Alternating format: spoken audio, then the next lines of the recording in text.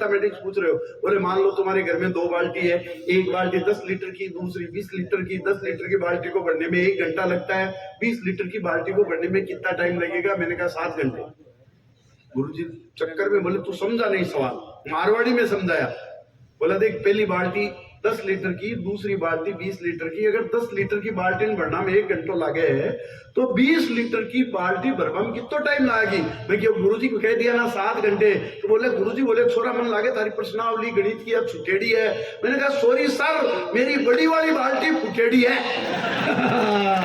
तो निकल शाम का निकल यार अपने घर की प्रॉब्लम अपने को पता है, गुरुजी को समझानी पड़ती है सारी की सारी समस्या।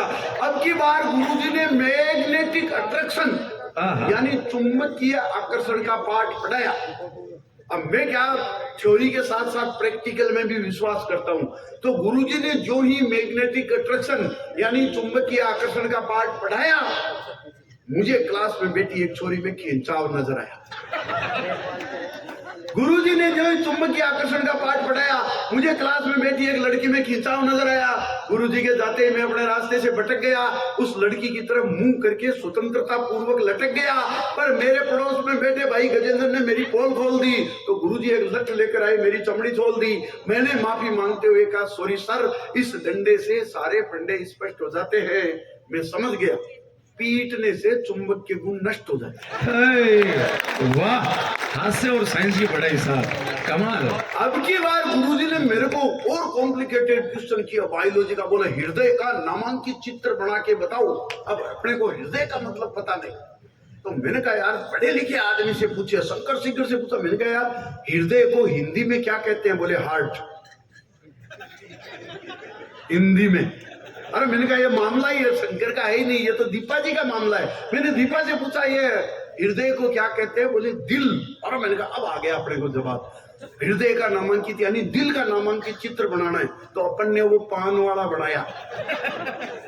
ऐसा आपने भी प्रैक्टिस तो की होगी अपने टाइम। मदन जी तो खूब गिरी है ना? मैंने वो पान वाला चित्र बनाया और बीच में एक तीर का निशान भी फंसाया।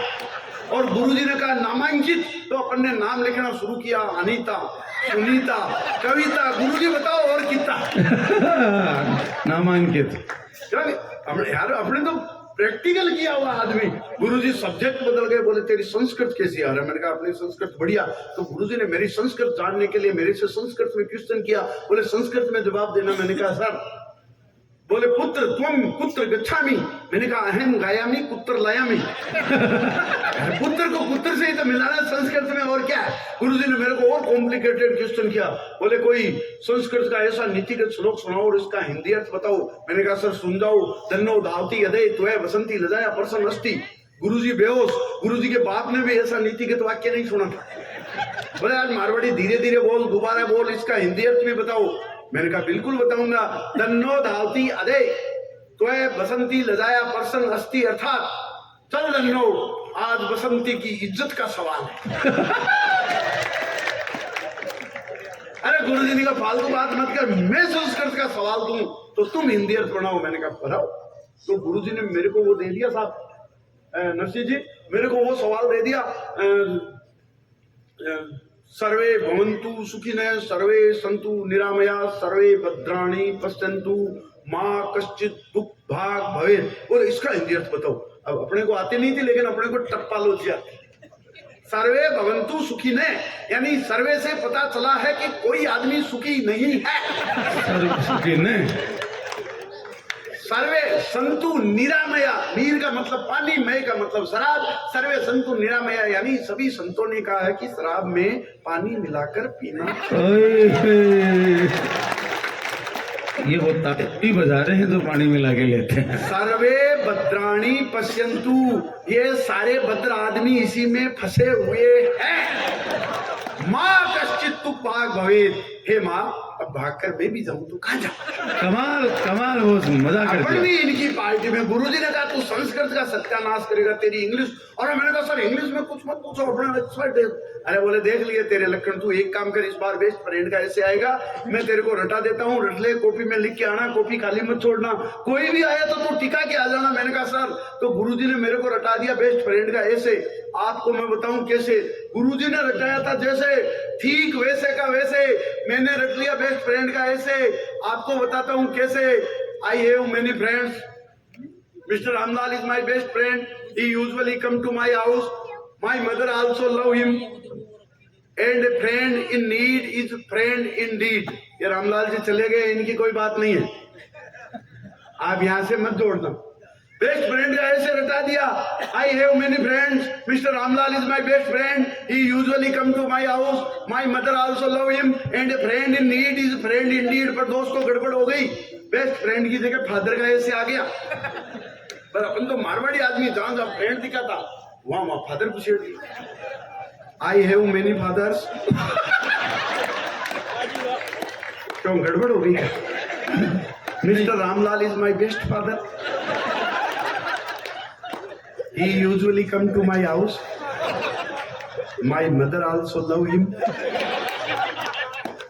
And a father in need is father indeed.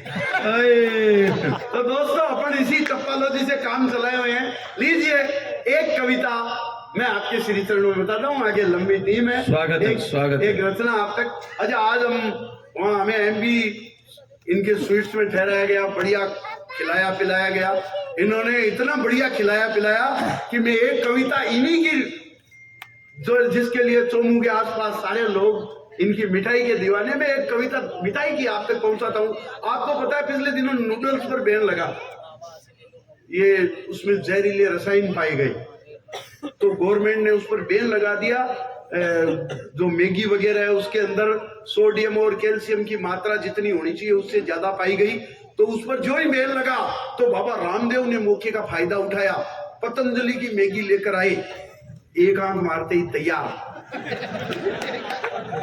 वो तो बढ़िया था, बाबा रामदेव जी ने खाने का तरीका नहीं बताया, नहीं तो कहते प्लेट में नूडल्स लो, नाक बंद करो, जोर से सांस खींचो।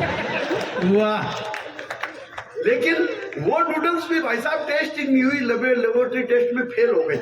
और फेल हो गए क्योंकि उसमें कीड़े पाए गए।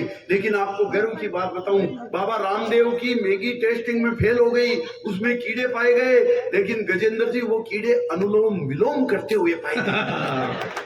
तब मैंने एक कविता लिखी। हमारी माँ बहनें जब घर में इतना बढ़िया खाना बनाती है तो अपने को ये जंक फूड फास्ट फूड क्यों खाना चाहिए? कमाल कविता, कमाल कविता। हमारे भारत का खाना विश्व का सर्वश्रेष्ठ खाना है।